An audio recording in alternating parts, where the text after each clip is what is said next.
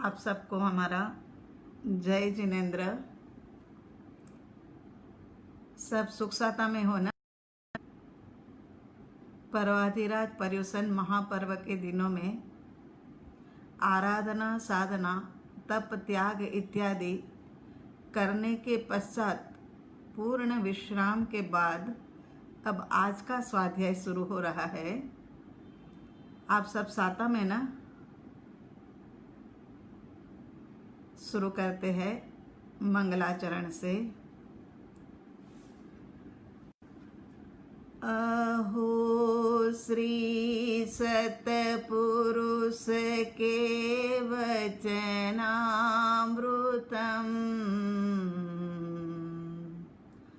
जगहितकरम् मुद्रारू सतसमागम सुप्त चेतना जागृत करण सुप्त चेतना जागृत करण। देव गुरु की आज्ञा लेते हुए आप सबको जय जिनेन्द्र।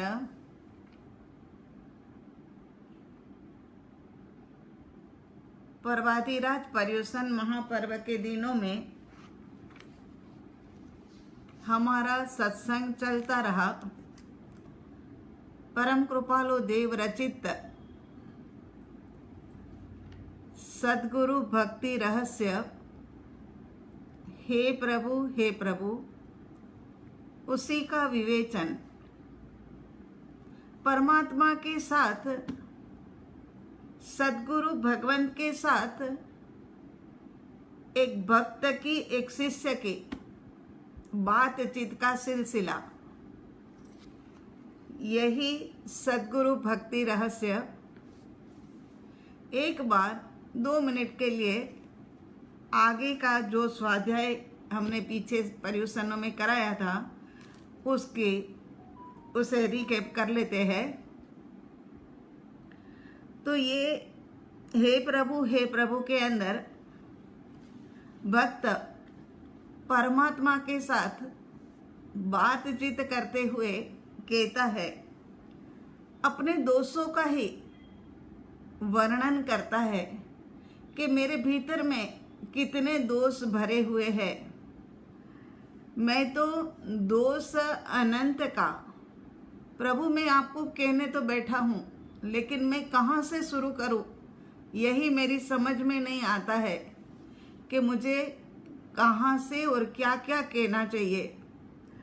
तो और कहते हैं कि मैं तो दोष अनंत का भाजन माने पात्र हूँ, लेकिन आप करुणाल हो, करुणा से भरे भरे हो। इसी कारण से आपके सामने मैं मेरी व्यथा को व्यक्त कर रहा हूँ। आगे की गाथा में कहते हैं कि शुद्ध भाव मुझ में नहीं, अपने अपने भीतर में जो भरा है दोषों के प्रति ग्लानि का भाव, वही सारा व्यक्त हो रहा है कि शुद्ध भाव मुझ में नहीं। और जब शुद्ध भाव नहीं है तो और बात कहाँ से होगी। तो कहते हैं कि नथी सर्व तुझ रूप, आपके समान भी मेरे भीतर में कुछ भी नहीं है। ना लघुता के दीनता सू कहूँ परम स्वरूप, मेरे भीतर में लघुता भी नहीं है, दीनता भी नहीं है, और आप तो परम स्वरूप हो। आपके सामने मैं क्या कहूँ। नथी आज्ञा गुरुदेव की अचल करी उर्माए, आप तना विश्वास दृढ़ ने परमादर नाही। कहते कि गुरुदेव की आज्ञा जो है वह भी मैंने मेरे उर के अंदर माने हृदय के अंदर में किस प्रकार से, तो कहते अचल करके स्थिर रूप से मैंने आज्ञा का भी पालन नहीं किया, मेरे उर में हृदय में धारण भी नहीं करी। और आप तना विश्वास दृढ़, आपके प्रति का एक विश्वास दृढ़ होना चाहिए था, वो भी मेरे भीतर में नहीं है। और मेरे भीतर में परम आदर भी नहीं है। इतना कौन बोल सकता है? जो सरल हृदयी होता है वही तो ये बात कर सकता है। इन तीन व्यक्ति तो ये बात कह नहीं सकता है। तो आगे कह रहे हैं कि परम आदर नाई। इस कारण से क्या हुआ कि जोग नथी सत्संग नो, मुझे सत्संग का योग भी नहीं मिल रहा है, न ही सत सेवा योग, और मुझे सत सेवा का योग भी नहीं मिल रहा है। केवल अर्पणता नहीं, नहीं आश्रय अनुयोग, मेरे भीतर में आपके प्रति की केवल अर्पणता, माने पूर्ण रूप से मैं आपके प्रति अर्पण हो जाऊं, ऐसा भी आश्रय, आपका सहारा मैंने अभी तक नहीं लिया है। मैं पाँव मर क्या कर सकूं, ऐसा नहीं विवेक, मेरे भीतर में कोई विवेक भी नहीं है कि अब मैं क्या करूं।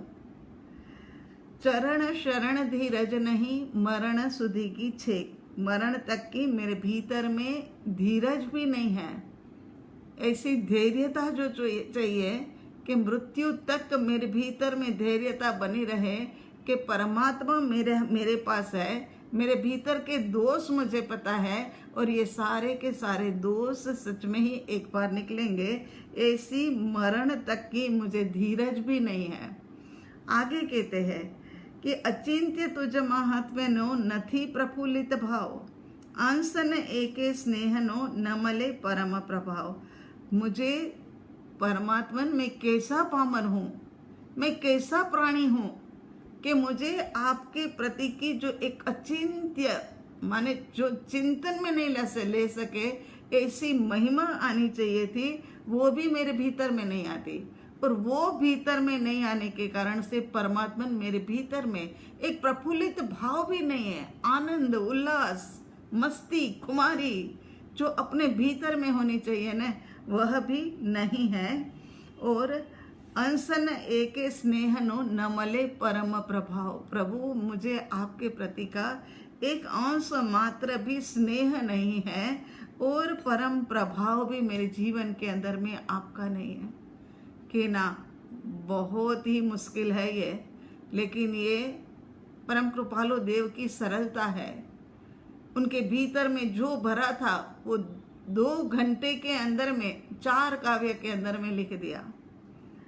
अचल रूप आसक्ति नहीं, नहीं विरह नो ताप, कथा अलभ्य तुझ प्रेम नहीं तेनो परिताप। कहते हैं कि अचल रूप आसक्ति भी नहीं है और विरह का ताप भी नहीं है, कि अरे परमात्मा मेरे पास नहीं है, परमात्मा का आश्रय नहीं है, परमात्मा का सहारा नहीं है, मैं बेसहारा हो गया हूँ, मैं आश्रय के बिना बेआश्रय हो गया हूँ, ऐसा कुछ भी मेरे भीतर में ताप नहीं है। अरे चलो ये नहीं है तो मैं कम से कम आपकी कथा, जो दुर्लभ ऐसी अलभ्य ऐसी जो आपकी कथा है, वो कथा के लिए तो कुछ प्रेम जगाऊं, मगर वो भी नहीं है और विरह का ताप भी मुझे नहीं लग रहा है। भक्ति मार्ग प्रवेश नहीं, नहीं भजन दृढ़ भान, समझ नहीं निज धर्म की, नहीं सुबह देसे स्थान। भक्ति मार्ग के अंदर में भी प्रवेश नहीं किया, भजन माने भजन के अंदर में भी मेरा दृढ़ भान नहीं रहा, समझ नहीं निज धर्म की, निज के धर्म की, आत्म धर्म की तो कोई समझ ही नहीं है, तो फिर सुप देश माने सुप भाव के अंदर में तो मैं कैसे स्थिर रह सकता हूँ। यहाँ तक हमने किया था। अब आज गाथा आ रही है। काल दोष कली थी थयो, नहीं मर्यादा धर्म, तो ये नहीं व्याकुलता, जुओ प्रभु मुझ कर्म।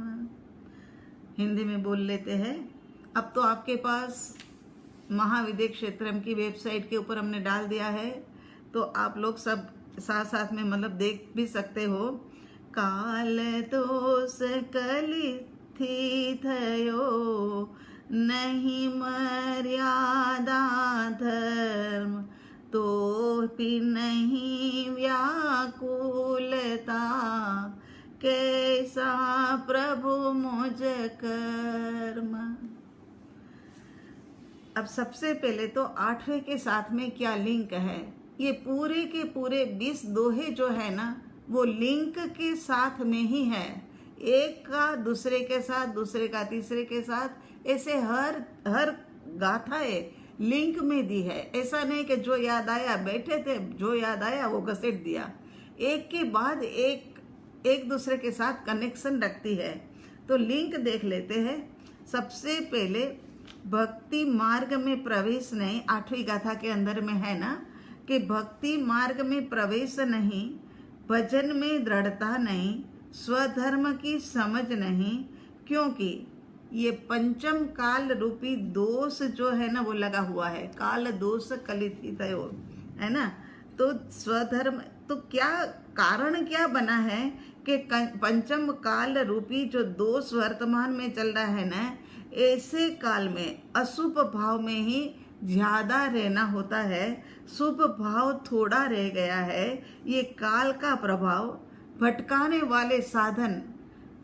वाले साधन ज्यादा है, अपने में स्थिर करने वाले साधन जो है वो बहुत ही न्यून मात्रा में, कम मात्रा में रह गया है। आज से सोचो, आज से 50 वर्ष पहले ना टीवी था, ना मोबाइल था, ना आईपैड था, कुछ भी नहीं था। और धीरे धीरे करते करते टीवी आया तो टीवी के अंदर में भी क्या, बुधवार के दिन चित्रहार 30 मिनट के लिए, उसके बाद में रविवार के दिन पिक्चर एक होती थी, बस इसके अलावा कुछ भी नहीं आता था। और ये भी चलो, ये 2 प्रोग्राम तो आते थे, मगर ये भी घर घर के अंदर में टीवी नहीं होता था। पूरी गली के अंदर में कोई एकाध के घर ही ये टीवी होता था। वहां पर जाकर के सभी देखते थे, चित्रहार भी, पिक्चर भी। बाकी कोई मतलब एक घर के अंदर में नहीं। लेकिन आज क्या हो गया, हर एक घर के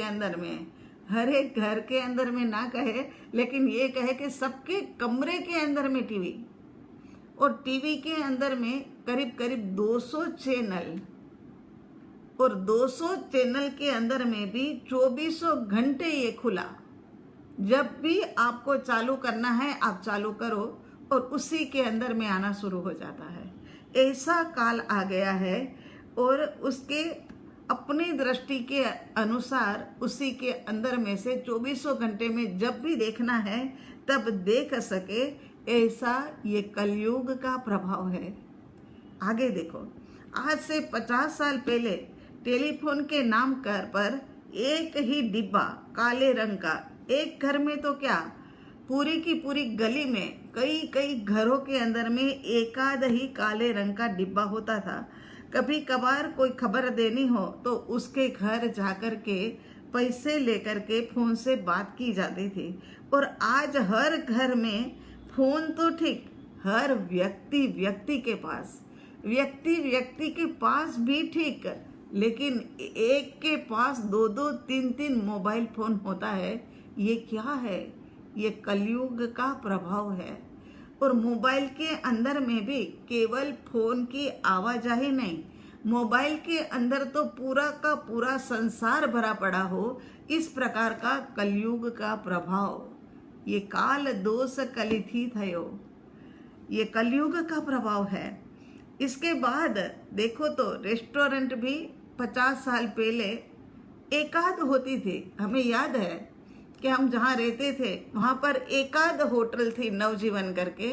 और जब कभी कोई खास बात हो तब वहाँ जाकर के आइसक्रीम खाते थे, अगर ज़्यादा हो तो वहाँ पर जाकर के खाना खाते थे। लेकिन खाना खाने के अंदर में क्या, पूरी सब्जी या इडली सांभर डोसा तो बहुत हो गया, बस इतनी ही चीज़ें वहाँ पर मिलती थी। लेकिन आज तो रेस्टोरेंट में जाओ, अरे कितनी आइटम है, एक के बाद एक करते हुए कितनी ही अनगिनत आइटम है। ये भी ठीक है चलो, लेकिन अगर रेस्टोरेंट में जाने का मन नहीं कर रहा है, एक बार फोन मिला लो तो वो घर आकर के भी दे जाते हैं। ये है कलयुग का प्रभाव। क्या क्या गिना है, कलयुग का प्रभाव ऐसा है ना। शॉपिंग मॉल के अंदर में जाओ, चाहिए तो एक चीज थी लेकिन बाकी की 50 चीजें लेकर के आ जाते हैं और परिग्रह घर के अंदर में भर देते हैं और उसी के अंदर में उलझे उलझे रहते हैं। ये है दोष कलयुग का। कार के नाम से देखा जाए तो पहले के जमाने के अंदर में केवल फियाट और एम्बेसडर 2 ही कार चलती थी। फियाट छोटी होती थी, एम्बेसडर बड़ी होती थी, ये 2 ही चलते थे। लेकिन आज कार के नाम से क्या कुछ चलने लग गया। BMW को देखो, जैगवार, इनोवा, फरारी, और पता नहीं कल तो कुछ बात चल रही थी कि ये सबसे महंगी गाड़ी है, वो तो नाम भी हम अब भूल गए हैं। तो ऐसे करते करते ये दोष किसका, तो बोलते कलयुग का प्रभाव है। ये सब सुविधाओं के लिए दिन रात काला और सफेद माने ब्लैक एंड व्हाइट में धंधा करना पड़ता है। ये भी सबसे बड़ा दोष कलयुग का है। चाहे ये सब निमित्त हमारे सामने है, कितने निमित्त गिना दिए है ना। टीवी का, मोबाइल का। एक जमाना था, बहुत बड़े परिवार में रहना होता था। हमारे घर में देवर जी कहते थे, एक समय ऐसा आएगा ना भाभी, देख लेना, कुछ सालों के बाद आप ट्रेन में बैठे होंगे ना तो वहाँ से बैठे बैठे फ़ोन करोगे, फिर गाड़ी के अंदर में कहीं जा रहे होंगे तो गाड़ी में बैठे बैठे फ़ोन करोगे। हमें लगता था कि ये हमारी मजाक कर रहे हैं, ऐसे ही कह रहे हैं। लेकिन ज़माने के साथ साथ में सच में ये बदलाव आया। वो काल भी हमने देखा और ये कलयुग का काल भी हम देख ही रहे हैं। लेकिन अच्छी बात ये है, ये सब निमित्तों के बीच में भी हमारे सामने सद्गुरु भगवंत का योग है। जीवन में सद्गुरु भगवंत का योग हो तो कलयुग बदला जा सकता है। सतयुग के अंदर में सद्गुरु की आज्ञा का पालन और यही मर्यादा धर्म। जैसे बंदर उछल कूद कर रहा है, यहाँ से वहाँ, वहाँ से यहाँ, ये पेड़ से वो पेड़, वो डाली से वो डाली, मगर यदि उनको कोई रस्सी से बांध दिया जाए तो कुछ एरिया के अंदर में ही वो उछल कूद करेगा। इसी प्रकार से ये हमारा मन चंचल है। पचखान रूपी सद्गुरु भगवंतों के पास जाकर के साधना रूपी सद्गुरु भगवंतों के निकट होकर के ध्यान रूपी रस्सों से ये मन को बांध दिया जाए तो कलयुग हमारे ऊपर हावी हो नहीं सकता है। लेकिन यहाँ तो ऐसे रस्से से बांधने का कार्य जब तक हम नहीं करेंगे तब तक ये कली काल का जो दोष है ना वो हमें लगने ही वाला है और उसी के अंदर में हम भ्रमण करते ही रहेंगे। तो यहाँ यही कह रहे हैं कि सतयुग के अंदर में बदलना हो कलयुग को। यशोभद्र विजय जी महाराज साहब ने भी कहा है कि चाहे लोग कह रहे हैं कि यहाँ पर कलयुग है, लेकिन मुझे तो लगता है ये मैं सतयुग के अंदर में जी रहा हूँ, क्योंकि मेरे पास मेरे सद्गुरु है, मेरे पास मेरे सद्गुरु के साथ में उनकी आज्ञा है और मेरे पास सद्गुरु की सेवा है। मुझे नहीं लगता है कि ये कलयुग है, मैं तो सतयुग में ही जी रहा हूँ, ऐसा मुझे लग रहा है। तो आगे क्या बता रहे हैं कि नहीं काल दोष कलिथी थयो, नहीं मर्यादा धर्म, मर्यादा भी नहीं रही। जिस प्रकार की मर्यादा एक पहले के जमाने में थी ऐसी मर्यादा भी नहीं रही। मर्यादा का पालन माने लक्ष्मण रेखा, जैसे कि लक्ष्मण रेखा सीता जी के लिए लक्ष्मण रेखा बना करके गए थे कि इतनी ही मर्यादा में रहना। वो क्यों की थी? उनकी सुरक्षा के लिए कि यहाँ इतने में ही रहोगे तो सुरक्षित रहोगे। लेकिन लक्ष्मण रेखा का उल्लंघन किया तो क्या हाल हुआ वो हम सभी जानते हैं। कितना कुछ सहना पड़ा, वैसे ही हम परमात्मा की आज्ञा, सत्पुरुषों की आज्ञा, वितराग प्रभु की आज्ञा का उल्लंघन करेंगे तो हम भी जन्म और मृत्यु के फेरे के अंदर में अनंत दुखों को सहन करेंगे। जन्म और मृत्यु का फेरा माने अनंत दुखों का खजाना, अनंत दुखों के अंदर में हम भीजते रहेंगे। तो यहाँ कह रहे हैं कि प्रभु मैं मानता हूँ, मैं जानता हूँ कि आपकी आज्ञा मेरी सेफ्टी के लिए, आज्ञा का पालन लेकिन मैं नहीं कर सका, मेरी ही सेफ्टी के लिए थी लेकिन मैं उसका पालन नहीं कर सका, मैंने मर्यादा का भंग कर दिया। और प्रभु देखो तो सही, मैं मूढ़ पामर, आकुल व्याकुलता भी मुझे नहीं लग रही है। इतना कुछ होने के बावजूद भी सद्गुरु को मिले हैं, लेकिन उनकी पास में उनका समागम नहीं करना, उनकी आज्ञा का पालन नहीं करना, उनकी आज्ञा को मानना नहीं, मैं कैसा मूढ़ और पामर प्राणी हूँ। आकुलता व्याकुलता भी मुझे नहीं हो रही है कि ये आज्ञा का पालन मेरे से नहीं हो रहा है। और कहते हैं कि जुओ प्रभु मुझ कर्म, जैसे जीवंतता दिखा दी, ये जुओ प्रभु मुझ कर्म इतने के अंदर में। प्रभु आप इतना प्रेम करते हो, फिर भी मेरी आकुलता व्याकुलता कम नहीं होती है और मैं कंगाल जैसी स्थिति के अंदर में ही रह रहा हूँ। जैसे छोटे बच्चे को खरोच लगती है ना, तो वो छोटा बच्चा बार बार दिखाता है, देखो देखो यहाँ पर मुझे है ना चोट लगी है। और खरोच कैसी आई है पता है कि अपने को दिखे भी नहीं, ऐसी खरोच आई है। लेकिन जो भी आएंगे ना उनको दिखाएंगे कि देखो मुझे यहाँ पर है ना चोट लगी है। इसी प्रकार से प्रभु मैं भी ऐसा ही एक बच्चे जैसा ही हूँ, मैं मूढ़ हूँ, मैं पामर हूँ और मेरे अंदर में विद्वता की कमी है। इस कारण से मैंने भी प्रभु आपके पास आकर के, मैंने भी सद्गुरु भगवंत आपके पास आकर के मेरे संसार की एक चीज छोटी छोटी खरोचे ही दिखाई। मैंने यही कहा कि हे मेरे प्रभु, हे मेरे नाथ, हे मेरे सद्गुरु भगवंत, मेरा ये काम नहीं बन रहा है, मेरा ये काम हो नहीं रहा है, मैं कहाँ जाऊँ, मैं क्या करूँ, कैसे करूँ, उसी के अंदर में लगा रहा और स्व का रास्ता जो है ना वो मैं भूल गया। छोटी छोटी तकलीफें तो आपको बताता रहा, लेकिन आपकी आज्ञा जो सब तकलीफों को दूर करने वाली थी, वो आज्ञा का मैंने पालन नहीं किया। मर्यादा धर्म भी मैंने नहीं माना। आगे कहते हैं कली माने कलयुग, कली आरा वैसे है ना 6 आरे होते हैं। एक अवसर्पिणी काल के अंदर के 6 आरे और उत्सर्पिणी काल के 6 आरे, इस प्रकार से 12 आरे। और जरा सी बात ये भी कर लेते ताकि जिनकी समझ में नहीं है उनको भी समझ आ जाए। ये जो 12 आरे होते हैं ना वो 20 करोड़ा करोड़ी सागरोपम के होते हैं।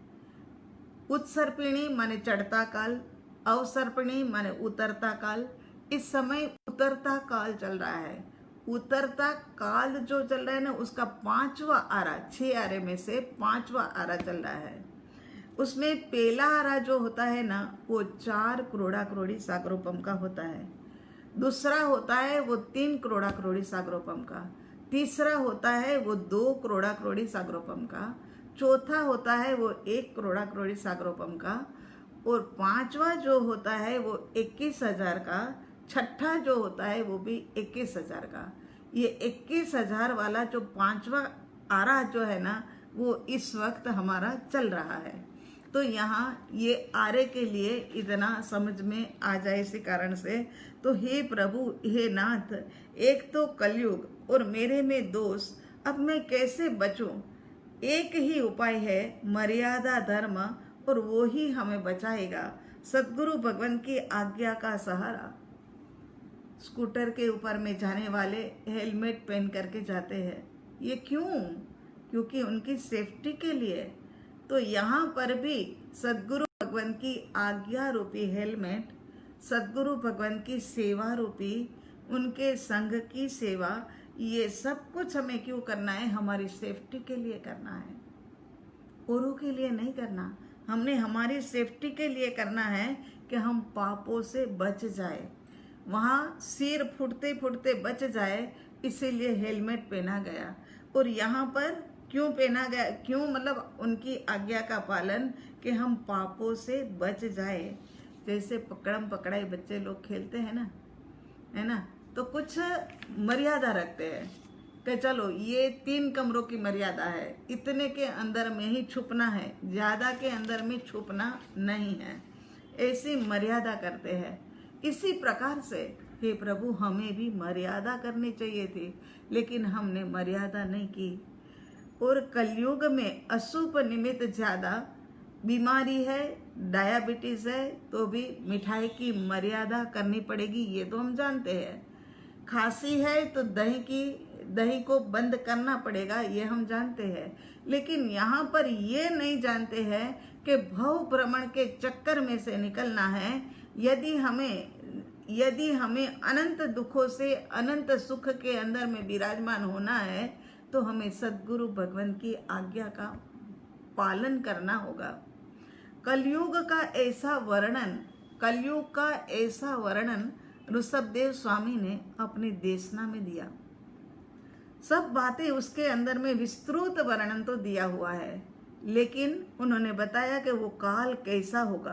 अब के काल की बात तीसरे आरे में ऋषभदेव स्वामी ने अपनी देशना में बताया कि जो संयमी होंगे उनका तो अनादर होगा, और असंयमी जो होंगे ना, उनकी पूजा होने लगेगी, कहीं पर भी शांति नहीं होगी।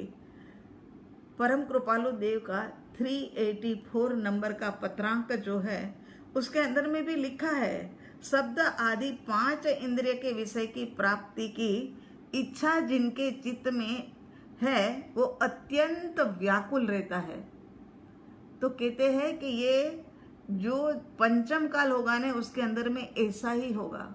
5 इंद्रिय के विषय के अंदर में जीव आत्मा भमता ही रहेगा, उसी के अंदर में उनका ध्यान फिरता ही रहेगा। तो यहाँ कह रहे हैं कि ऋषभदेव स्वामी ने जिस समय पर पंचम काल की बातें अपनी देशना के अंदर में बताई, वो समय पर 4000 राजाओं ने देशना सुनने आए थे।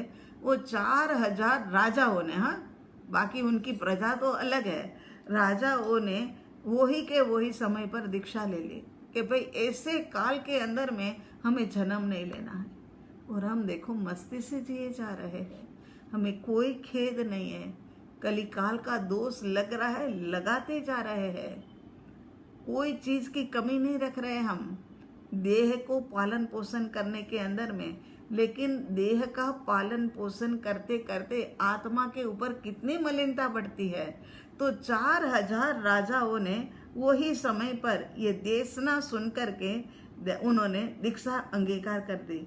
इसीलिए हम तो यही सोचे, उन्होंने ये भी देशना में कहा था कि एक क्षण के लिए भी हे जीवात्मा, वस्तु विचार के बिना रहना नहीं है। वस्तु विचार माने आत्मा की बातें सोचे बिना, चिंतन करे बिना रहना नहीं है। तो ज्ञानी ने जो मंत्र, कहते हैं अरे वस्तु का विचार करना माने क्या करें हम, तो कहते हैं कि ज्ञानियों ने जो मंत्र दिया है ना, वो मंत्र हर समय चलता रहे, मैं आत्मा हूँ, मैं आत्मा हूँ। समय समय पर कर्म बंद हो रहा है, तो समय समय पर पुरुषार्थ भी तो करना पड़ेगा ना।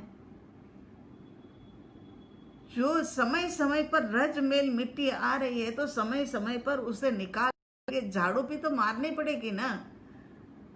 लेकिन हमारे से ये कार्य नहीं हो रहा है।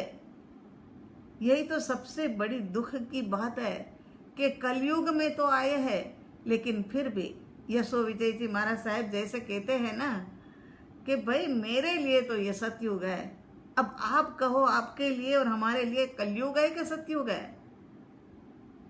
सच में देखा जाए तो हमारे पास सद्गुरु भगवंत है, हमारे पास ज्ञानी पुरुष है, हमारे पास ऐसे परम कृपालु देव जैसे अक्सर देह से विराजमान है। और हमारा लक्ष्य जो है वह सिमंदर स्वामी परमात्मा।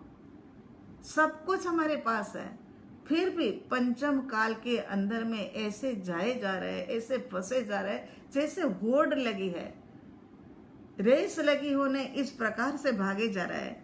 ये जीवन तो एक अमृत प्याला है, अमृत प्याला है कि ये प्याले में से एक बूंद यदि कोई मृत व्यक्ति के मुंह में चली जाए तो वो जिंदा हो जाता है, जीवित हो जाता है। और हमने क्या किया, हमने क्या किया कि ये अमृत प्याले को पैर धोने के अंदर में खाली कर दिया। ऐसा ही कहा जाएगा कि पैर धोने के अंदर में हमने अमृत प्याले को खाली कर दिया। यह जीवन में जो सत्संग मिल रहा है और जो स्वाध्याय मिल रहा है, जो सद्गुरु भगवान की आज्ञा मिल रही है ना, वही तो अमृत प्याला है। लेकिन हमने उससे अपने को जीवित रखना, औरों को जीवित करने की बजाय उसको तो बस टाइम पास का साधन समझ लिया। ये हमारे मुमुक्षुओं के लिए नहीं कह रहे, हमें पता है हमारे मुमुक्षुओं के इन दिनों के अंदर में जो SMS वगैरह आए हैं, व्हाट्सएप आए हैं, उससे हम बड़े संतुष्ट हैं। हमें बहुत अच्छा लगा है कि पर्युषण पर्व के अंदर में पूरा लाभ आप लोगों ने लिया। तो आगे यहाँ कहते हैं, लास्ट में लिखते हैं कि जुओ प्रभु मुझ कर्म। इसके अंदर में सबसे अच्छा वर्ड जो लगा ने वो जुओ लगा, क्योंकि इतनी प्रत्यक्षता, जैसे सामने बैठे हो ना सदगुरु भगवान बैठे हो, आचार्य भगवान के जुओ, देखो देखो भगवान ये बात हो गई, गुरुदेव ये बात हो गई। इसी प्रकार से यहाँ परम कृपालु देव की अनूठी शैली कहती है कि जुओ प्रभु मुझ कर्म, जीवंतता खड़ी कर दी, प्रत्यक्षता खड़ी कर दी। तो ये यहाँ पर कहते हैं कि हे प्रभु अब मैं क्या करूं। आगे की गाथा के अंदर में कहते हैं कि हाल क्या है, हाल क्या है, तो सेवा के प्रतिकूल जो वो बंधन नहीं त्याग, देहेंद्रिय माने नहीं, करे बाह्य पर राग, सेवाने प्रतिकूल जे ते बंधन नथी त्याग, देहेंद्रिय माने नहीं, करे बाह्य पर राग। क्या कह रहे हैं, लिंक देखते हैं। सेवा के प्रतिकूल वो बंधन नहीं त्याग, क्योंकि कलयुग चल रहा है ना, सेवा के अंदर में प्रतिकूलता आती है और वो बंधन रूप भी लगती है। लेकिन हम ये प्रतिकूलता बंधन रूप लग रही है, उसका त्याग नहीं कर सकते हैं। हम सीधा क्या करते हैं, सेवा का त्याग कर देते हैं। सेवा का त्याग करके सेवा को जाने देते हैं, लेकिन जो प्रतिकूलता आई है, जो बंधन आया है, उसका त्याग करना चाहिए था, उसको छोड़ना चाहिए था। तो ऐसा नहीं हो पाया, क्योंकि कलयुग चल रहा है, काल का दोष है। इसी कारण से सेवा करने में जो विघ्न बाधाएं चल रही है ना, उसका त्याग हमारे से नहीं हो रहा। देह इंद्रिय माने नहीं, करे बाह्य पर राग, क्योंकि कलयुग होने से मेरी मनस्थिति भी ऐसी ही हो रही है कि सेवा में बंधन आ रहा है, फिर भी कोई आकुलता व्याकुलता नहीं हो रही है। करे बाह्य पर राग। उदाहरण के तौर पे देखो, प्रोग्राम बना कि आज सबने होटल में खाना खाने के लिए जाना है, लेकिन कल से ही बात पक्की हो गई थी कि महाविद्य क्षेत्र के अंदर में हमने जाकर के कुछ व्यवस्थाएं बिठानी है और महाविद्य क्षेत्र की व्यवस्था को, उनकी सफाई सुफाई इत्यादि को देखना है। हाँ भी कर दी थी, हाँ भी कह दिया कि हाँ हम पहुंच जाएंगे, हम 10 लोग वहां पर आएंगे, लेकिन एक एक व्यक्ति उसमें से कम होता गया। किसी को होटल में खाना खाने के लिए जाना था, किसी के किसी के घर मेहमान आने वाले थे, कभी किसी के घर कुछ हुआ और ये सेवा का त्याग कर दिया। जबकि महाविद्य क्षेत्रम की सेवा मिलना एक बहुत बड़ी बात होती है। तीर्थ की सेवा, तीर्थ की सुरक्षा, ये सब बहुत बड़ी बात होती है। लेकिन हमने ये सेवा को गौण कर दिया और जो बाह्य के ऊपर राग करके बाह्य के अंदर में जाने का ही हमने मुख्य कर दिया। तो यहाँ कह रहे हैं कि सेवा की प्रतिकूलता होती है, वह स्व से कनेक्ट नहीं होने देती है। सेवा से व्यक्ति स्व से कनेक्ट होता है। सेवा करने में एक अलग प्रकार की शांति लगती है। मगर यहाँ तो क्या किया कि प्रतिकूलता आई, प्रतिकूलता को टाल ना सके, उसको टाल ना सके, इस कारण से स्व से कनेक्ट नहीं हो पाए। सेवा का कार्य ऐसा होता है कि जब भीतर कलयुग का काल चल रहा है, इस कारण से दया, करुणा, प्रेम आदि हमारे भीतर में आता ही नहीं है। और अहंकार भीतर के अंदर में इतना जबरदस्त हो जाता है, भीतर से भातृभाव जो जगाना चाहिए था वो नहीं जागता है। लेकिन सेवा करने से अहंकार भी दूर होता है। एक बार महाविद्य में ग्राउंड के अंदर में झाड़ू लेकर के झाड़ू लगाओ, सच में ही अहंकार के ऊपर चोट पहुंचती है। और ये सेवा, ऐसी सेवा जो होती है ना, वो अहंकार को दूर करती है। भीतर में भातृभाव माने एक अपनापन, भाईचारे का भाव जगाती है। दूसरे के दुख के साथ में हमें एकत्वपना जोड़ती हो, ऐसा लगता है।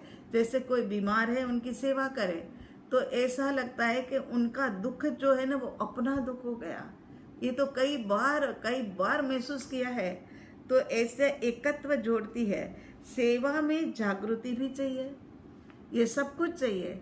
इसी कारण से सेवा से तीर्थंकर नाम गोत्र भी बांधा है। तीर्थंकर नाम कर्म का बंध हुआ है। हमने बीच में आपको कहा था, पता है, सुविधिनाथ स्वामी ने, है ना, उन्होंने मतलब तीर्थंकर नाम कर्म का बंध किया तो सेवा करके ही किया है। संघ की सेवा करी, सेवा करने के कारण से। तो यहाँ सेवा का कार्य होता है, वहाँ कलयुग आ ही नहीं सकता है, क्योंकि वहाँ पर तो भातृभाव है, अपनापन है, अहंकार तो कोसों दूर चला गया है। तो आगे कहते हैं कि सेवा शब्द जब कार्यान्वित होता है तब भीतर की गंदगी बाहर आती है। भीतर में जो गंदगी है ना, अहंकार की है, बू आ रही है, मैं कुछ हूँ, मैं ये क्यों करूँ, मैं कोई इतना छोटा थोड़ी ना हूँ कि ऐसे ऐसे कार्य करूँ, ये सब बातें जो है ना वो फिर निकल जाती है भीतर से। तो सेवा कार्य के लिए प्रतिकूलता जो आए वो ही बंधन रूप है। सेवा करने में प्रतिकूलता तो आएगी।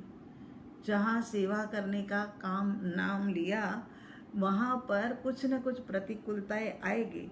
लेकिन यदि सेवा करनी है तो वो प्रतिकूलता को बंधन मान करके उसका त्याग कर देना पड़ेगा कि नहीं, मुझे आज होटल में नहीं आना, क्योंकि मैंने तो ये कल से ही पक्का कर रखा है कि महाविद्य में जाकर के मुझे कुछ जरूरी काम करना है। ऐसे बाह्य का राग कम करना पड़ता है। और एक बात ये भी है, सेवा जो होती है ना वो डिग्री के अनुसार ही हो, ऐसा नहीं हो सकता है।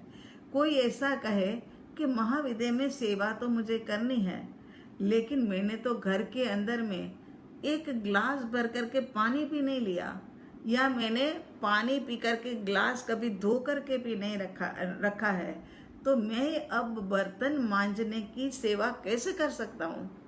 बर्तन मांजने की सेवा मिली तो वो मैं कैसे कर सकता हूँ? तो यहाँ कहते हैं कि जब तक हम हमारी डिग्रियों को, हमारी रहस्य को ये देखते रहेंगे, तब तक तो ये बंधन हमें लगा ही रहेगा। याद करो, जब प्रतिष्ठा वगैरह होती थी, बड़े बड़े प्रोग्राम महाविद्य क्षेत्रम के अंदर में बड़ी बड़ी पूजाएं होती, तब वो समय पर महाविद्य में विजय भाई, संगीता प्रभु वगैरह जिन्होंने कभी भी, मुझे लग रहा है कोरोना से पहले कभी भी एक ग्लास भी नहीं धोया होगा, लेकिन वो बर्तन मांजने बैठ जाते थे। और कांता प्रभु इतनी उम्र वाले जो बैठ करके कपड़ा लेकर के मंजे हुए बर्तन को पोंछने का काम करते थे। ये होता है सेवा का भाव। वहाँ रहस्य नहीं देखी जाती कि मैंने तो घर में कभी किया नहीं है, मैं नहीं करता, ऐसा नहीं होता है। वहाँ तो गुरु आज्ञा का पालन, बस यही जरूरी है। तो यहाँ कहते हैं कि वहाँ अगर वो सोचते ना कि हमने नहीं किया है बर्तन मांजने का काम, हम नहीं करेंगे, तो सेवा की प्रतिकूलता और वो बंधन रूप हो जाती। लेकिन उनको बंधन रूप नहीं हुए, क्योंकि उन्होंने ये बात मन में उठाई नहीं।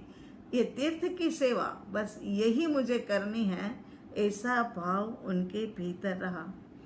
अब दूसरा उदाहरण देखें, साधक प्रभु अमित भाई जो है, वो उनको कहा जाए कि अगले हफ्ते के अंदर में महाविद्य क्षेत्र में बहुत बड़ा भक्ति का प्रोग्राम रखना है। तो भक्ति के लिए सारा आपने ही संभालना है, और आपके नीचे जो भी है वो लोगों को सबको बोल देना। और जिस दिन अपनी भक्ति थी उसके अगली रात को ही उनके दोस्त आ गए घर पर कि चलो आइसक्रीम खाने चलना है, आइसक्रीम खा करके आते हैं। अब उनको पता है कि कल तो मुझे वहाँ पर जा कर के गाना मतलब भक्ति करनी है, और मैं कैसे आइसक्रीम खाऊं? आइसक्रीम खाने से कहीं गला बैठ गया, कहीं सर्दी जुकाम हो गया, तो वो अगर सच्ची सेवा चाहते हैं ना, तो वो समय पर आइसक्रीम का त्याग होगा, दोस्तों की बात का त्याग करेगा, और वो अपनी सच्ची सेवा उसी में मानेगा कि नहीं, मुझे कल भक्ति करनी है तो मुझे गला ठीक रखना है ना। श्रेयान और वैभव प्रथम इत्यादि ये कहे कि हम तो पढ़े लिखे लोग, हमें सेवा तो महाविद्य में करनी है, लेकिन हमें तो है ना कंप्यूटर की सेवा वगैरह दो, तब तो हम करें। बाकी तो फिर बाकी की सेवा तो हमारे से, ग्राउंड साफ करने की सेवा तो हमारे से नहीं होती है। तो ये प्रतिकूलता, इसका त्याग करोगे तभी जाकर के सेवा कर पाओगे, वरना तो ये सेवा, ये डिग्री जो है ना आपके लिए बंधन रूप हो जाएगी सेवा करने के लिए। हमें याद है अरविंदो आश्रम पौंडीचेरी में, वहाँ पर एक डॉक्टर और गए और उन्होंने सेवा मांगी। ऐसा पता भी नहीं था कि कौन सी सेवा मिलेगी, क्या मिलेगी, मगर उन्होंने अपना रेफरेंस तो दे ही दिया था कि मैं डॉक्टर हूँ, तो यही था कि मुझे डॉक्टरी के हिसाब से सेवा मिलेगी। लेकिन हुआ ऐसा कि उनको किचन के अंदर में सेवा मिली। 1 साल तक वो भाई ने पौंडीचेरी आश्रम के अंदर में, अरविंदो आश्रम है ना वहाँ पर, वो पौंडीचेरी के अरविंदो आश्रम के अंदर में किचन के अंदर में सेवा दी। जब देख लिया कि पूरी नम्रता पूर्वक अहंकार को दूर करके ये कढ़ाइयों के अंदर में तबीथे से हिलाए जा रहे हैं, ऐसी नम्रता इनके भीतर आ गई है। उसके बाद 1 साल के बाद उनको डॉक्टरी की सेवा के लिए वहाँ पर कहा गया कि अब आप जो है ना डॉक्टरी की सेवा दे सकते हो। तो ये सेवा होती है।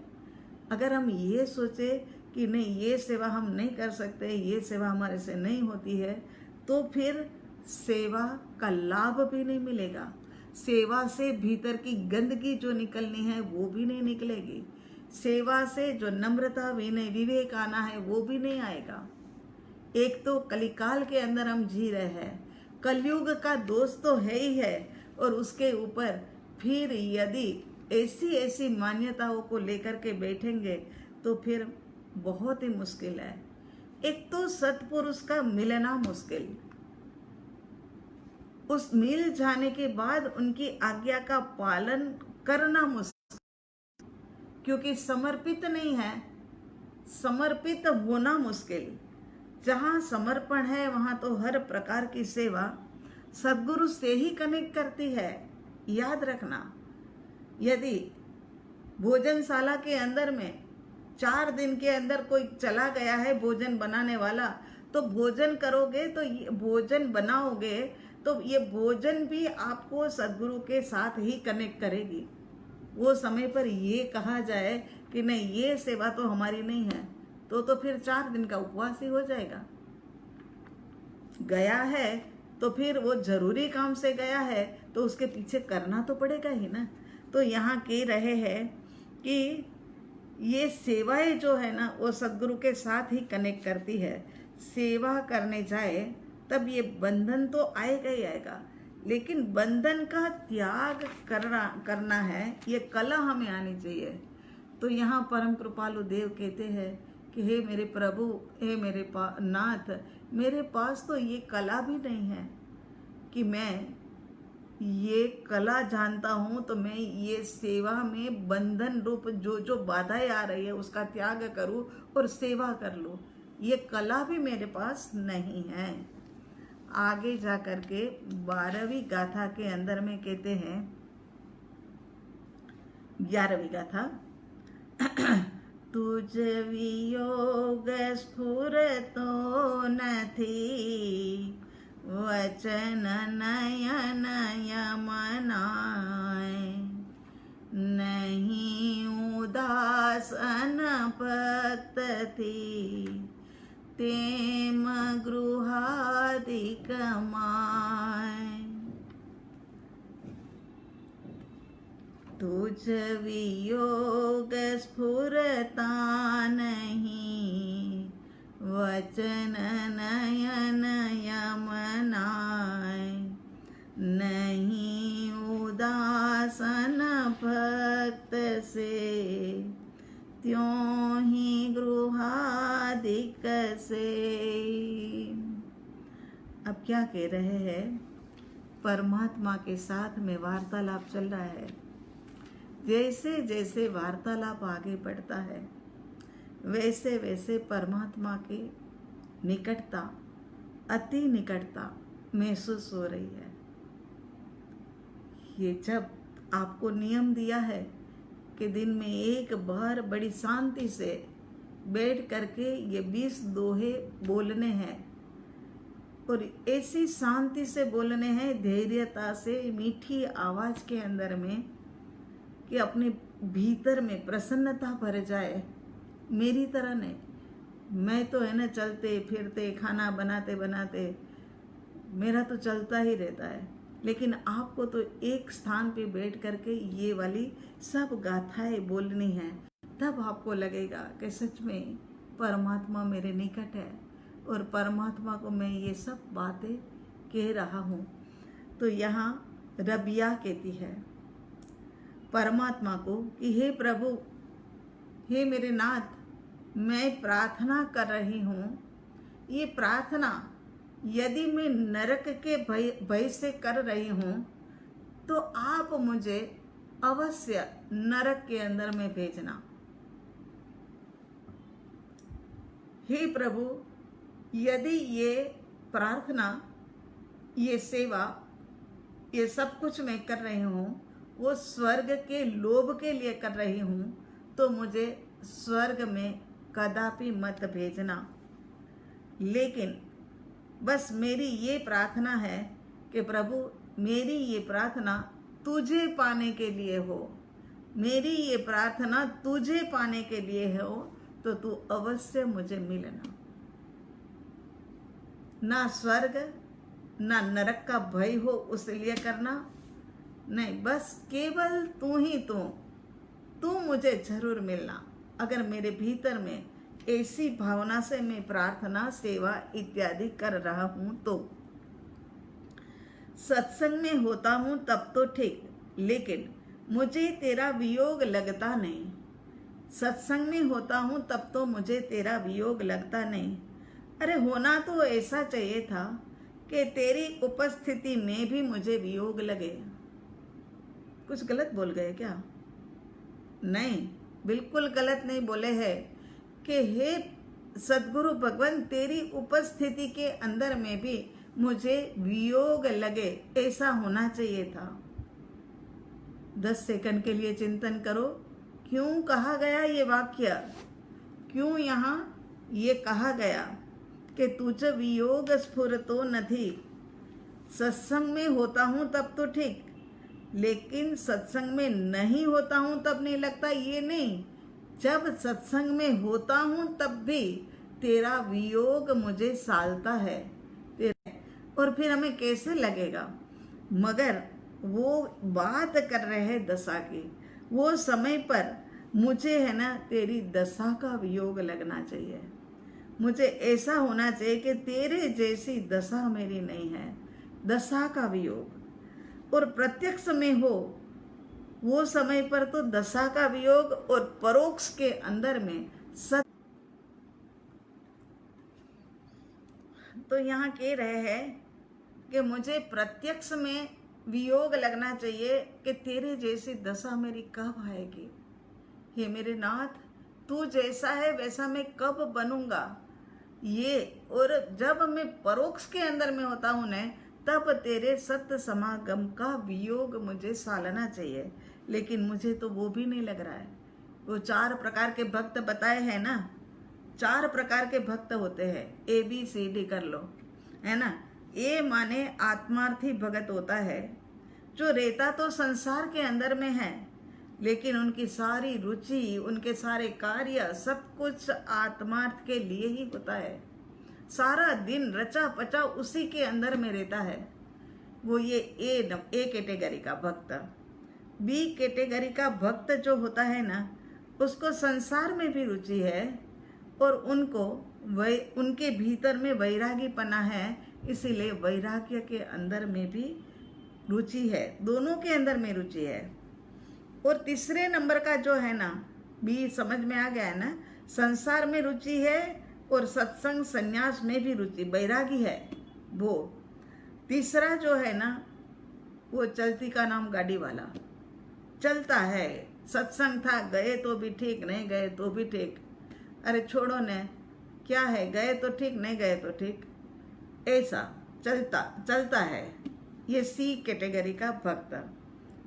और डी कैटेगरी का भक्त जो है वो डबला भक्त, डफोर भगत, ऐसे भी कह सकते हैं, डबला भगत। सत्संग में तो है, लेकिन सुस्त इतना है कि कुछ मजा नहीं आया, इसमें तो कुछ भी मजा नहीं आया, क्योंकि सुस्ती के कारण से वो सत्संग के साथ में कनेक्ट ही नहीं हुआ। सदगुरु भगवान की वाणी के साथ में कनेक्ट हुए बिना मजा आ ही नहीं सकता है। मजा तो उनकी वाणी के अंदर में है, उनकी बातों के अंदर में है। तो ये चौथे नंबर का जो है ना, वो सुस्त भगत। और ये लोएस्ट कैटेगरी का, पुण्य के उदय से उनको सत्संग तो मिल गया, पुण्य का उदय था तब जाकर के सत्संग तो मिल गया, लेकिन पात्रता की कमी थी। पात्रता की कमी के कारण से वो जो पाने के लिए आना चाहिए था ना, वो पा नहीं सका, और ऐसे ही खाली का खाली गया। अपन कौन से में है वो सोच लेना, अपने आप से सोच करके, अपने आप से, अगर डी में है तो सी में है तो बी में है तो ए में आने की कोशिश करना। गुरु सामने फिर भी वैराग्य श्री सौभाग्य भाई लल्लू जी महाराज जैसा हमारा नहीं है। कैसा वैराग्य, कितने कितने महीनों के बाद सदगुरु भगवान को मिलते थे। अब की बार तो हमारा सबका भी ऐसा ही हो गया है। कितने कितने कितने महीने नहीं, मेरा ख्याल साल होने को आ गया, लेकिन फिर भी सदगुरु भगवान के ना दर्शन है, ना उनके मुखारविंद से कुछ वाणी है। ऐसे ही बस सदगुरु की यादों में, उनकी विरह के अंदर में ताप भी लग रहा है, लेकिन करे तो करे क्या। ये कोरोना ने सब कुछ छुड़वा दिया है। तो सत्संग में वियोग की वेदना हो, वह तो बहुत ही ऊंची बात है। सत्संग में ही वियोग की वेदना, ये कौन सी बात कर रहे हैं? दशा की बात कर रहे हैं, कि दशा की बात कर रहे हैं कि सत्संग के अंदर में रह करके भी वियोग की वेदना लग रही है कि इनके जैसे दशा कब आए। लेकिन वियोग में भी नहीं, वेदना नहीं होती है मुझे तो प्रभु, उसका क्या करे, मैं कैसा अधम हूँ प्रभु। उसके बाद आता है वचन नयन यम नाही। हमारे पास 5 इंद्रिय है, लेकिन बाहरी जगत के अंदर में जोड़ने वाली इंद्रिया जो है ना, प्रत्यक्ष रूप में जो जुड़ती है ना, वह जिसका कनेक्शन बाहर के जगत के अंदर में है ना, वो है वचन और नयन। ये 2 है। वचन के माध्यम से और आँखों के माध्यम से हम बाहरी दुनिया के साथ कनेक्ट होते हैं। इसीलिए ही तो जो ध्यानी लोग ध्यान कराते हैं ना शिविरों के अंदर में, सबसे पहले मौन का पचखान दे दिया जाता है कि वचन बंद हो जाए, और उसके बाद में ध्यान करने बैठो तब आंखें बंद। और मौन भी कैसा? आर्य मौन, 5 इंद्रिय का मौन। तुम्हारी आंख खुली है ध्यान के अलावा के समय में, बाकी के समय में तुम्हारी आंख खुली भी है, तो भी कहीं इधर उधर आंख जानी नहीं चाहिए। दृष्टि से ही पता लग जाता है कि कौन कितना अपने आप के अंदर में स्थिर है। जिनकी दृष्टि बहुत ज्यादा चंचल होती है, इधर उधर यहाँ वहाँ, वो समझ लेना कि कौन सी कैटेगरी का व्यक्ति है, भक्त कौन सी कैटेगरी का। और एक वचन, जितनी आवश्यकता है ना इतना ही बोलो। वचन से भी पता लग जाता है कि अरे ये व्यक्ति में कुछ भी नहीं है, बोलता जा रहा है, बोलता जा रहा है, बोलता जा रहा है, इधर का उधर का, यहाँ का वहां का। वचन मिले हैं, मगर वचन तो ऐसे है ना कि मोतियों की तरह, जब जरूरत हो तब ही ये वचन को बाहर निकाला जाए। और आंखें भी नम आंखें होनी चाहिए। तो ये वचन नयन यम नाय। उसके बाद कहते हैं कि नहीं उदास अनभक्त थी। अनभक्त परम कृपालु देव स्वयं में इतने दोष देख रहे हैं, तो सोचो हमारे भीतर तो कितने दोष होंगे। हम अभी एक साधक के साथ बात हो रही थी, तो हम उनको कह रहे थे कि देखो ना, ये वो अपने शब्द के माध्यम से बता रहे हैं, तो ये हमारे पास शब्द नहीं है, हमारी जागृति नहीं है कि भीतर जाकर के हम इतना अवलोकन करें। और अवलोकन नहीं करने के कारण से हमें पता ही नहीं है कि हमारे भीतर में भी इतने दोष है। ऐसे ज्ञानी पुरुष जो एकावतारी है, महाविद्या में है, और अब जाने वाले सिद्धालय के अंदर में वो अपने दोष दिखा रहे हैं, तो हमारा और तुम्हारा तो क्या होगा। तो यहाँ कह रहे हैं कि नहीं उदास अनभक्त थी, धर्म के नाम से बहुत किया, लेकिन संसार से पार नहीं हुआ। नहीं उदास अनभक्त थी। उदास माने अपेक्षाओं से ऊपर उठ जाना। उदास का सबसे आसान जो है ना, वो आप ये लिख सकते हो कि अपेक्षाओं से ऊपर उठ जाना, ये इनका मीनिंग है उदास का। अपेक्षा दुखदाई है। कर्ता भोक्ता भाव से ऊपर उठ जाना। हर क्रिया के अंदर में जानने वाले की जान डालो। हर क्रिया में सुबह उठा, मैंने जाना, बाथरूम में गया, मैंने जाना, चाय नाश्ता ले रहा है, मैं जान रहा हूं, बाहर जा रहा है, मैं जान रहा हूँ, हर जगह के साथ में मैं जान रहा हूँ। ये वाली बात जो है ना, वो जोड़ते जोड़ते अनुभव में भी लेने लगो। अनभक्त माने बोलने में और करने में जो गैप रखता है ना, वह अनभक्त होता है। बोलता है, बोलना जैसा है ऐसा आचरण नहीं। कभी कई लोगों को पूछते कुछ है, जवाब देते कुछ, तब बड़ा ये लगता है कि अरे भाई हम क्या पूछ रहे हो और आप क्या बोल रहे हो, क्या जवाब। हमने जो पूछा उसका तो जवाब ही नहीं मिलता है, और बोलना लंबा लंबा हो जाता है। ये साधक का साइन नहीं है। साधक हो तो धीरता, गंभीरता, ये सब कुछ होना चाहिए, और कथनी करनी जो है ना एक समान होनी चाहिए। अनभक्त, यहाँ कहा ना अनभक्त, बोलने में और करने में जो गैप रहता है ना, वो अनभक्त है। लेकिन धीरे धीरे ये दोनों क्रिया में हमने गैप जो है ना वो घटाना है, तभी जाकर के दशा बदलती जाएगी। अनभक्त से ही ज्यादातर संसार भरा हुआ है। सही बात है, भक्त तो कम है, अनभक्त ही ज्यादा है। भक्त के पास जब अनभक्त आ जाता है तब मैं अपने आत्म भाव के अंदर में नहीं रह सकता हूँ। प्रभु मैं नहीं रह सकता। हे प्रभु, गृह आदि कार्यों में भी उदासीन भाव नहीं रहता है, चाहे घर गृहस्थी हो चाहे संन्यास आश्रम हो। लेकिन आत्म रमणता तो होनी ही चाहिए आत्म साधक के लिए। जो आत्म साधक है ना, वो आत्म रमणता ना करे तो वो आत्म साधक है ही नहीं।